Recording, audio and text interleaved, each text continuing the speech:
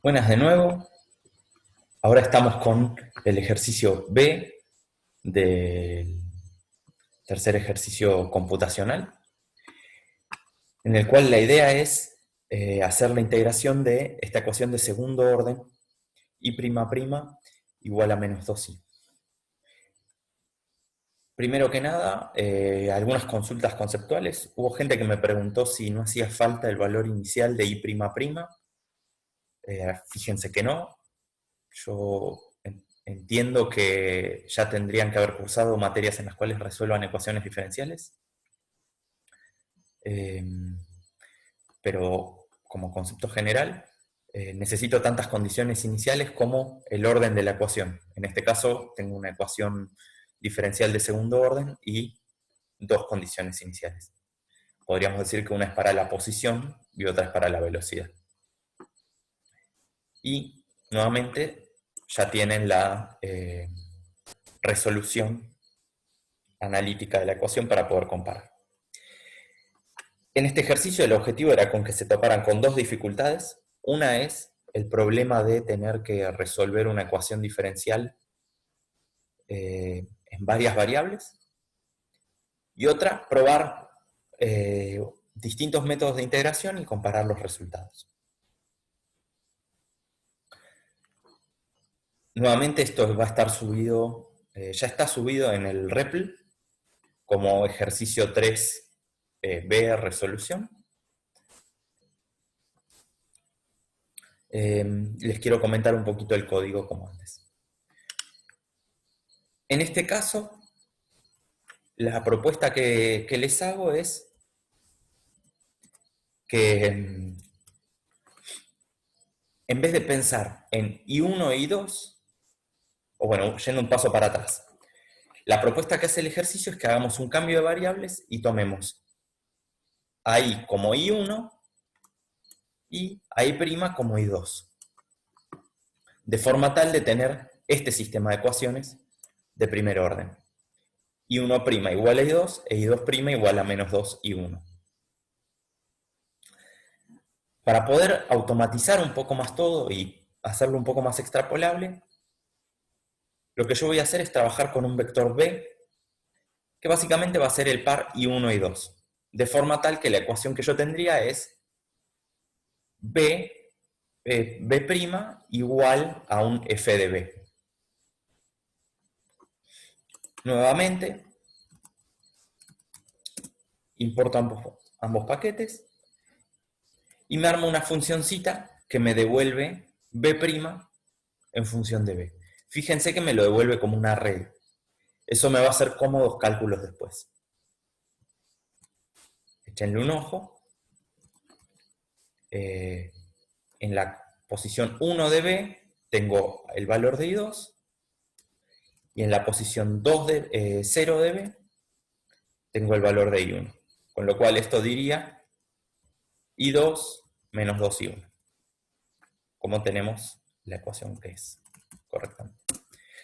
Entonces, como en el ejercicio me piden resolver para tres métodos, A, B y C, lo que tenían que hacer era armar tres funciones Euler, que cada una aplicase el método según correspondiese. La primera es la que es más evidente, porque es la más parecida a la anterior. Al pensar las cosas de forma vectorial, mi función Euler A recibe el tiempo inicial, la condición inicial, el tiempo final y la cantidad de pasos. Y directamente hace algo muy parecido al anterior.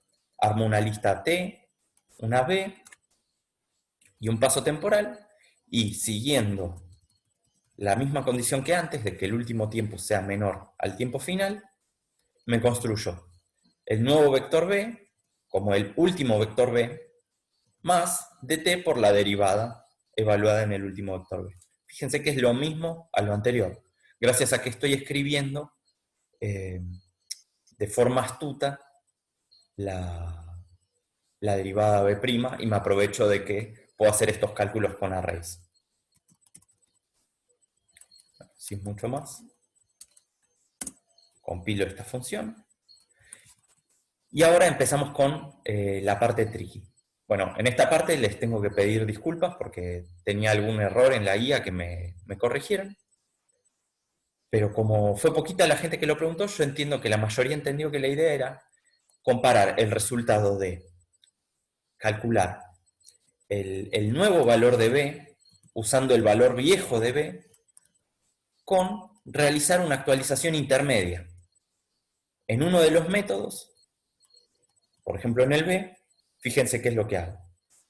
Tomo el último valor de B.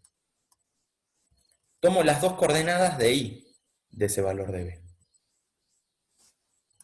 Calculo la derivada de B en ese valor viejo. Y después lo que hago es actualizar solo una de las coordenadas. En este caso, la coordenada 1. La actualizo, fíjense, haciendo un método de Euler convencional. Y con este nuevo valor vuelvo a calcular la derivada. Entonces tengo una derivada que está calculada como en un valor intermedio, donde solo actualicé una de las coordenadas. Y en base a ese valor, ahora sí, actualizo la coordenada que me faltaba. Y después sigo igual. Obtengo un valor nuevo de B y lo guardo. Fíjense nuevamente, la ventaja de escribir las cosas siempre de la misma forma. Esta función es muy parecida a la anterior, solo cambia la forma en la cual calculo Bn. Por lo demás es la misma función. Las compilo. La función C hace algo muy parecido, pero actualizando la otra coordenada primero. Y acá agregué una funcioncita, porque lo que nos devuelven estas funciones Euler son listas en las cuales en una está t y en la otra está estos vectores b. Pero nosotros no queremos los vectores b, queremos los valores de i, que son la coordenada 0 de los vectores b. Entonces acá me armó una funcioncita que me permite recuperar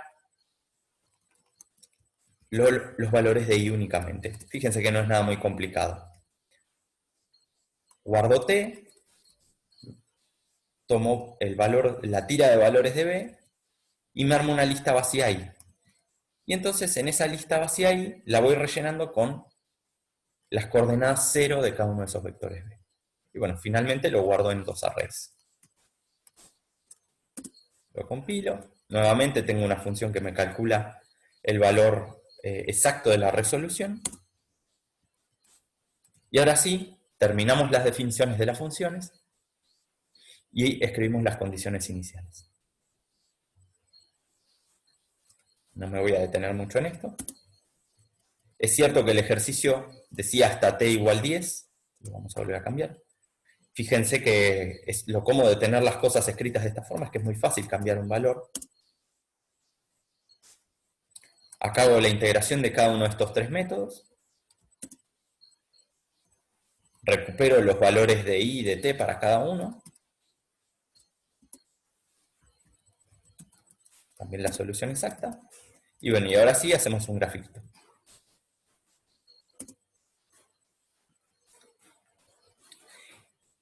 Y acá tenemos lo que la mayoría del mundo vi que pudo encontrar. Que es... quería ver si podía hacer un poco más grande esto. Pero el tamaño del gráfico no cambió.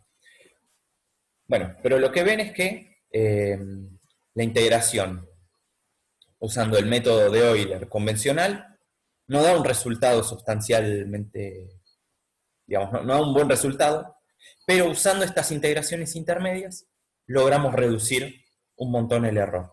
Esto ya abre la puerta a los pasos de integración intermedia como Runge-Kutta o el Euler modificado que vieron en la teórica, y que es lo que va a haber que usar en la próxima guía.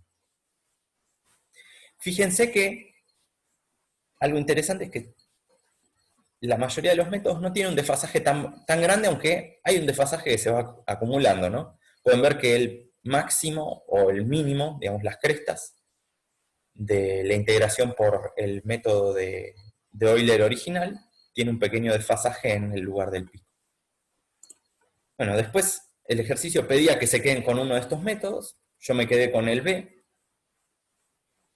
y la idea es hacer integraciones de ese método B para distintos valores de n.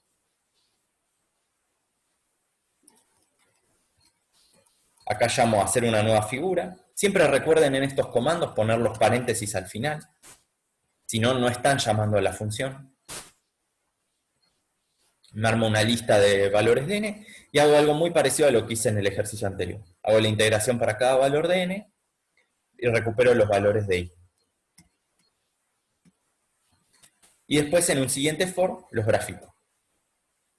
Y en este caso lo que quiero hacer es calcular el error para cada uno de esos métodos.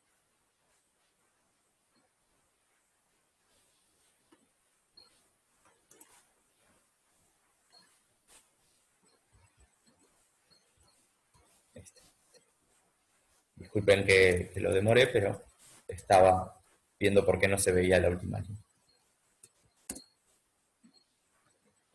Y entonces acá lo que pueden ir viendo es que el error va aumentando en función del tiempo, pero algo interesante que pasa es que como la solución es oscilatoria y se mantiene esa situación en la integración, hay momentos por los cuales el error cae a cero.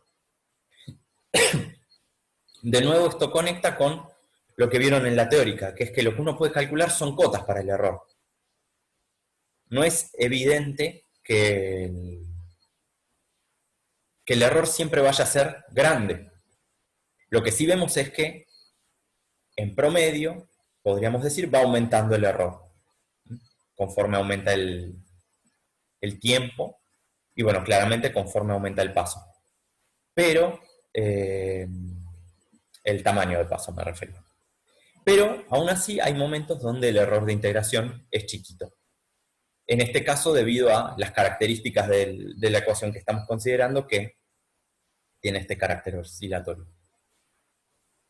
Bueno, eso era todo lo que quería que viesen de este ejercicio. El ejercicio C, que lo tengo acá, no lo voy a comentar mucho. Sencillamente la idea era que agreguen la posibilidad de incluir el nombre de una función y que a partir de esa función uno pudiese, del nombre de esa función, uno pudiese calcular la resolución de i sin tener que estar redefiniendo la i' que consideraba, digamos, sin tener que reescribir toda la función, solo cambiando el nombre de la función que invocaban para que conociesen el recurso, pero no mucho más. Así que bueno, nos vemos en próximo video.